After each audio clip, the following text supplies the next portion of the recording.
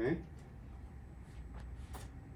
We're from a smaller town, no connections, nothing like that, so it's just kind of like this surreal wanting to be a princess kind of dream that I don't think they thought could be possible or come true. And then I didn't shut up about it for many years. And randomly this small indie movie came to town and I found out about it. So I was like, how will my parents listen to me and take me seriously? Because I'm a child, and I know I'm a child, and they're adults. And so I was like, okay, my dad puts on presentations for work. My mom always sits and watches him do it. Maybe they'll sit and watch me do a presentation. So I put together what my 12-year-old self thought would be needed to happen in 5 years to make my dream come true. And I put a little presentation together, and I made my parents sit, and they were like, oh crap, she's really serious. So I think they were like, okay, we'll just let her try out, we'll see what happens. Straight ahead, everyone looking straight ahead.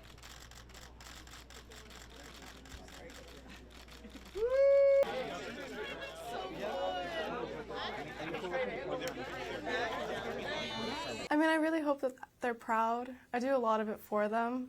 Because, I mean, like, I started when I was really young, and I am 23, 24, sitting here now. So there were many, many years where I got told no endlessly. I got told I wasn't good enough, I would never make it, I wasn't pretty enough, like, all the time. And my parents were like, are we doing the right thing?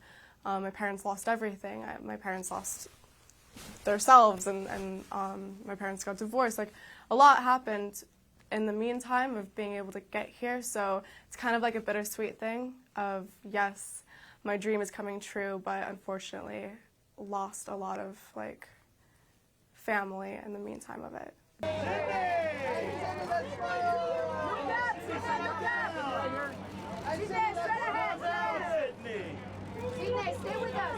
There were definitely many moments where I cried myself to sleep as like a 15-year-old girl wishing I could go back home. But I knew that I'd be so disappointed in myself if I didn't see this out. Even if it took me till I was 50. I could not give up. I'm not one to give up. If I start something, I have to finish it or else I'll go crazy and I'll be so disappointed. Last one, Sydney. I'll take a little all the way down at the end with that shoulder. Can I get over the shoulder on these? Shoots for a shoulder magazine. I want to say Handmaid's Tale because it was a big audition process, many callbacks.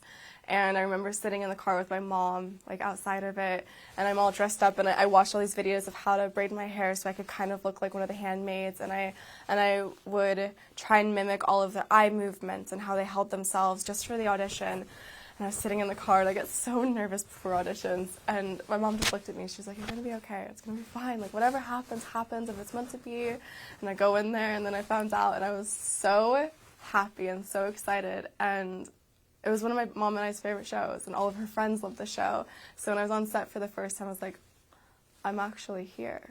Like, this is what my mom and I always talked about.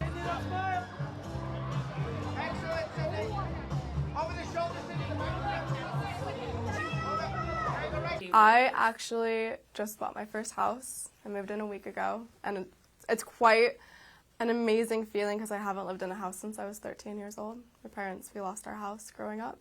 And so getting to be in a house again and kind of, I always thought when I turned 18 I'd be able to, I'd have all this money and I'd buy back my parents' house and put them all back together again. And I never was able to, and I never did. And so now being able to be in a house is such an incredible, humbling, amazing accomplishment that I still can't believe I was able to pull off.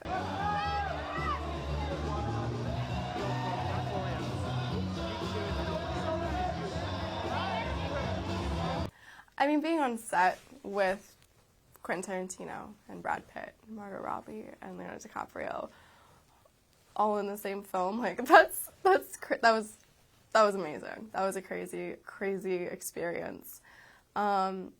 But I always go back to when I get to share it with my family. And I was able to bring my grandmother to Paris and sit front row at the Balmain fashion show, and she'd never traveled that far. She'd never been to Europe, nothing. And so being able to do something like that for my family, those are the biggest pinch me moments. When I'm able to share this world with my family, when a lot of my family, we did not come from much of anything, and being able to give them a little slice of this world, that's what means the most to me. Vertical. She's definitely vertical with the suit. Okay, let's do the hand. That, and then I took some of my friends and my cousins and my team to Italy, and that was a great trip. We did it this last summer. Where? We went to the Amalfi Coast. So, like, my cousins Matt and Ruby, we were all there. And it was, just being able to do that, because we grew up bumming it on the lake and not taking showers and no TV and no internet, and so taking them and showing them this crazy, crazy life. It was a lot of fun.